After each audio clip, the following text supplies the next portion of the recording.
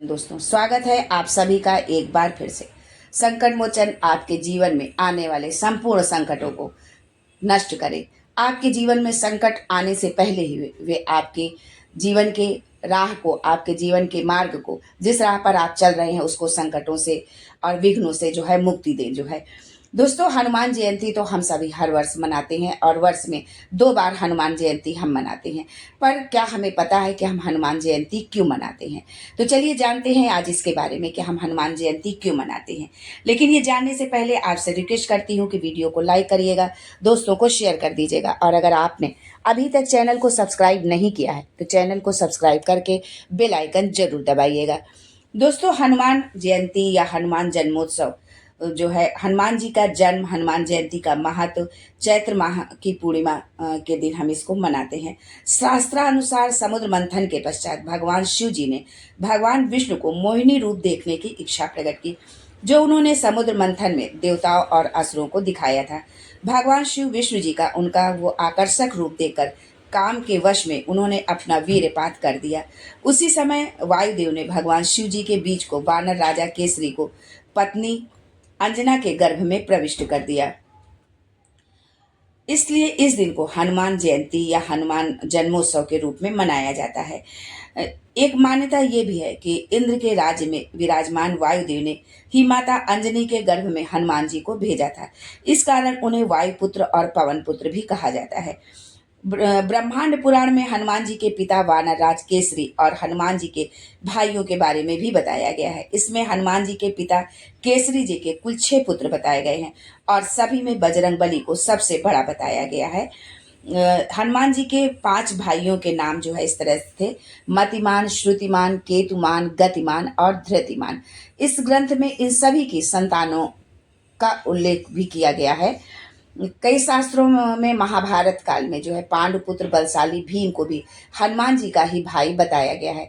चूंकि हनुमान जी पवन पुत्र हैं और कुंती ने भी पवन देव के माध्यम से ही भीम को जन्म दिया था, इसलिए भीम हनुमान जी भाई माने जाते हैं। वैसे तो हनुमान जी ब्रह्मचारी माने गए हैं। विश्व में हर मंदिर में वो अकेले ही विराजमान होते हैं, लेकिन सत्य ये है कि इनका विवाह भी हुआ था। इनका विवाह सूर्यदेव की पुत्री सुवर्चला से हुआ था, लेकिन फिर भी ये ब्रह्मचारी ही थे। उनका अपनी पत्नी के साथ कोई भी संबंध नहीं रहा।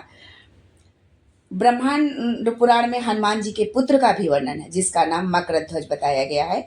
इसका वर्णन वाल्मीकि रामायण में किया गया है। उसके अनुसार जब रावण धोखे से राम जी और उनके भाई लक्ष्मण जी का अपहरण कर उन्हें पातालपुरी ले गया था, तब राम लक्ष्मण जी को छुड़ाने के लिए हनुमान जी की पाताल नगरी पहुंचे।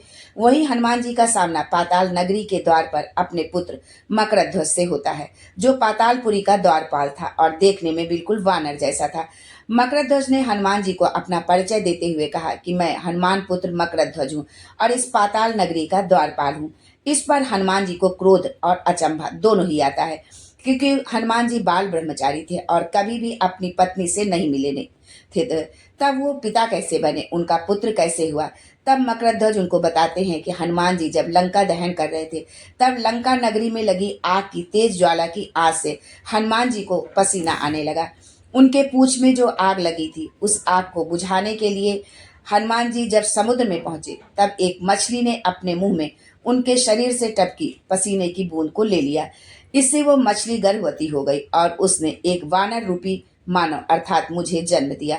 बाद में रावण के भाई अहिरावण ने मुझे पाताल लोक का द्वारपाल बना दिया। बजरंग बली को हनुमान नाम अपनी ठोड़ी के आकार के कारण मिला। संस्कृत में हनुमान का मतलब होता है बिगड़ी हुई ठोड़ी, इसलिए पवन पुत्र हनुमान भी कहलाए जाते हैं। पवन पुत्र को हम हनुमान जी के नाम से भी जानते हैं। हनुमान जी माँ दुर्गा के आगे आगे चलते हैं और भैरव जी उनके पीछे पीछे, इसलिए माँ दुर्गा के देश में जितने भी मंदिर हैं, वहाँ उनके आसपास हनुमान जी और भैरव जी का मंदिर जरूर आपको मिलेगा। वैसे तो हनुमान जी ने सूर्यदेव और नारद जी के अलावा बहुत से लोगों से शिक्षा ली थी, लेकिन हनुमान जी मातंग ऋषि के शिष्य माने जाते हैं। शास्त्रों के अनुसार मातंग ऋषि के आश्रम में ही हनुमान जी का जन्म हुआ था। ऐसी मान्यता है कि लंका के जंगलों में मातंग ऋषि के वंशज आदिवासी से हनुमान जी प्रत्येक 41 साल बाद मिलने आते हैं। आज के लिए बस इतना ही। फिर मिलते हैं कुछ नया, कुछ अलग, कुछ अद्भुत लेकर। तब तक के लिए जय Sankat Mochan and thanks for watching my video.